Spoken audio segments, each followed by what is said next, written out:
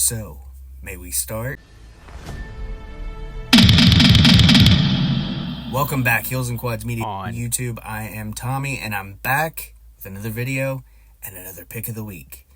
So, something a little bit different musically on the channel today. I just got this vinyl in the mail today, so might as well use this as my pick of the week because I know that's all I'm going to listen to this week. This band did start off as a rock, glam-ish sounding band. They don't really have a genre, they just sound like what they are.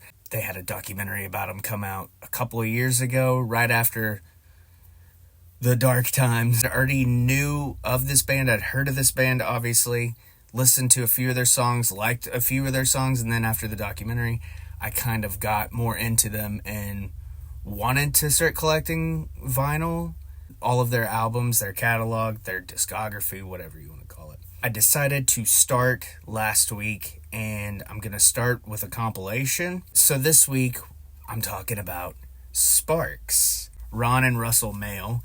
They formed in 1967, and like I said, they kind of started off kind of glammy. They started off as a band called Half Nelson, and they're known for their unique blend of pop, rock, and new wave. They've influenced basically everybody.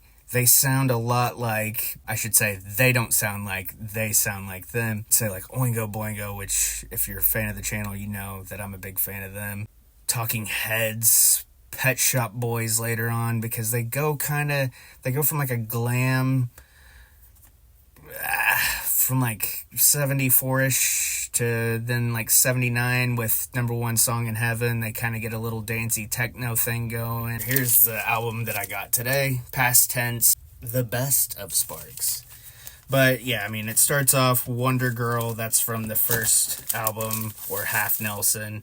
Now they've reissued it as Sparks. Girl from Germany. This song ain't big enough for the both of us. It's kind of big enough for the both of us. That's a popular song. You might have heard it on the Super Bowl commercial last year for Apple. Apple used that song. Amateur Hour, another great song. Never Turn Your Back on Mother Earth. That's a fun one. Kind of go through Number One Song in Heaven. That's so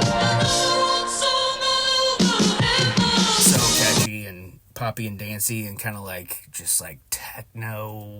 I don't know. It's like early new wave. It's got a really, in the documentary, The Sparks Brothers by Edgar Wright, the people that get interviewed in it is like Patton Oswalt and Beck and all kinds of people.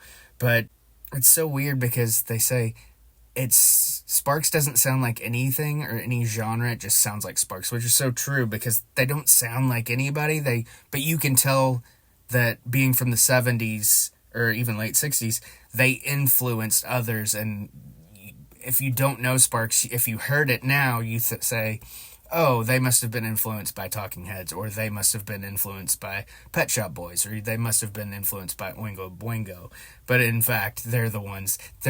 I would say they're your favorite band's favorite band's favorite band. Even if they didn't directly influence your favorite band, chances are they were influenced by a band that was influenced by Sparks. Tryouts for the Human Race is fun. When I'm With You is fun. Funny Face. I Predict is the only song from one of my favorite albums, Angst in My Pants. So obviously now, starting with this compilation, I have to go back and buy all of the other Sparks albums. The actual studio albums. Cool Places with Jane Wiedlin, which Jane Wiedlin from the Go-Go's. That's a really cool song, fun. They do the little 80s dance. Like Bruce Springsteen did later on, and Molly Ringwald. And her and Russell, I guess, were romantically involved briefly. Russell is the lead singer, by the way. Ron is the guy who I knew originally as a teenager and later on as the person that Paul McCartney was impersonating on the Coming Up video with, the little toothbrush mustache and on the keyboard. But he plays the keys and writes. It's very serious looking, but it's kind of funny because there's so much irony and comedy in some of their lyrics. And not that I don't think they're like a comedic band. Their music's really smart, and there's music you can dance to on it. There's music that you want to sing along to. There's music that you just want to kind of hang out with and just chill, listen to it. They went from the 80s with like the Cool Places stuff that I was talking about and music that you can dance to, because the record company said you need to write music you can dance to. So Ron writes a song called Music You Can Dance To. Genius. In 94, they come back, and they took a break for 6 years. They come back. They have this song called When Can I Sing My Way, which is fantastic. So when do I get to sing my way? And in it, he says, when do I get to sing my way? When do I get to feel like Sinatra? He talks about Sid Vicious and stuff, who also covered My Way. Dancey song. It was in Germany. It was a club hit. Rhythm Thief is really fun. Pulling Rabbits Out of Hat. Dick Around's fun. Johnny Delusional, that's Franz Ferdinand and Sparks. They did a whole album together. FFS. And then Edith Piaf, Said It Better Than Me. And then now, I think their 26th album came out in last year. The Girl Is Crying in Her Latte. Phenomenal record. The girl is crying in her latte. Wow. I listened to that on a loop when it came out. I was at work, and it's one of those weird things where if you play this band, and other people hear it that don't know it, they're like, what are you listening to? They just assume you're listening to some kind of techno dance, glitter rock mashup, and I either explain it to them or just turn it down you're not gonna get it. Because this is a, I want to say it's like a music snob kind of band. If you're really into music and you really like to pay attention, you like to hear different things, and you like to think about what's going on. And maybe I'm completely wrong. Maybe it's not a music snob thing. Maybe it's simplistic, and maybe I just overthink things. Most definitely do. This is a cool band for people to check out, and I hope that you will. Songs that I named off are a great place to start. Their whole catalog's on Apple Music, Spotify.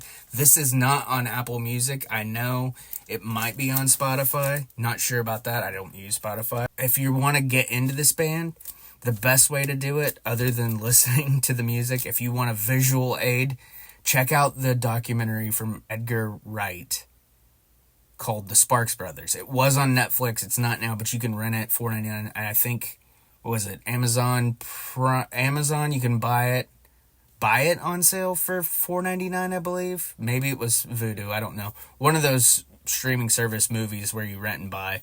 It's $4.99 right now on sale from $12.99 for the Ultra HD copy. But yeah, check that out. Check Sparks out. I think that a lot of people who watch this channel would enjoy it. I think you can separate your mind from that rock and metal scene and just kind of dive into this, especially if you like any kind of dance music. But it's also very proggy. It's super influential, and it's something that I think that people, if they gave it a chance and really sank their teeth into it, they would really dig this kind of music. It's super fun to listen to.